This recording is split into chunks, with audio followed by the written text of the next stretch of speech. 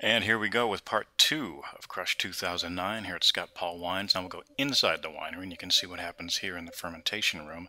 You're looking at all the different fermentation tanks, the square 1.5-ton fruit bins, the 3-ton open-top oak fermenter, the 4-ton jacketed stainless steel fermenters, some smallest stainless steel fermenters as well. The destemmed and sorted grapes go directly into these tanks, and that's where fermentation happens, which is the yeasts eating the sugars that's in the grapes and turning it into alcohol and CO2. Alcohol stays in the solution, the CO2 comes out as a gas, and it pushes the skins up to the top. So then you have to do punch down, pushing the skins back down into the liquid, because all of the flavor, the color, the tannin in wine pretty much all comes from the skins. So once or twice a day, or some people will choose to do it more, you punch down and make sure you're extracting all the good things out of the skins and getting it into the liquid. You can do it this modern way with the punch down tool, or you can just climb on up onto the tank like they used to do in the old days, and some of us still like to do now, and it's called pigeage. Just lower yourself down at the tank and do it by foot. This is not like Lucy and Ethel stomping on the grapes. This is just really mixing the skins up with the liquid. The skins have been broken themselves during the course of fermentation all on their own. This helps you homogenize everything, mix it up nice and well, and get all those good flavors and color and tannin into the liquid from the skins. And when you're done, it's kind of sticky. We do sanitize before and after, by the way.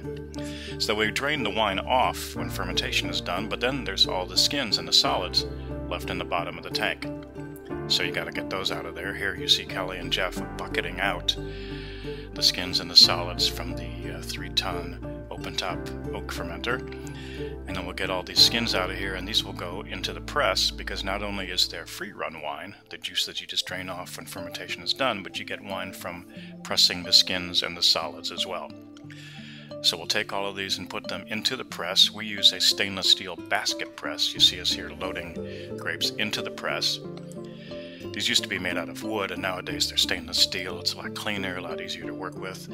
So you fill it up with the skins and the solids. You put it on the press.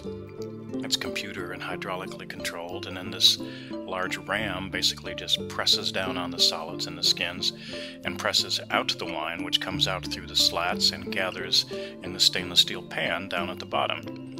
And then that wine is drained off of there and goes into barrel as well. It's kept separate from the free-run wine, and we may decide to combine it later on.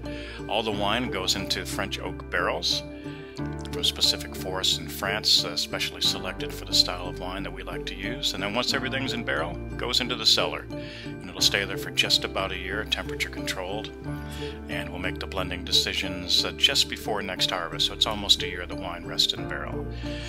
And that's it. It's a great feeling to have harvest done and have these beautiful vintage wines behind us, and we're looking forward to enjoying fall and watching the beautiful golden leaves in the vineyards. Thanks for hanging out with us.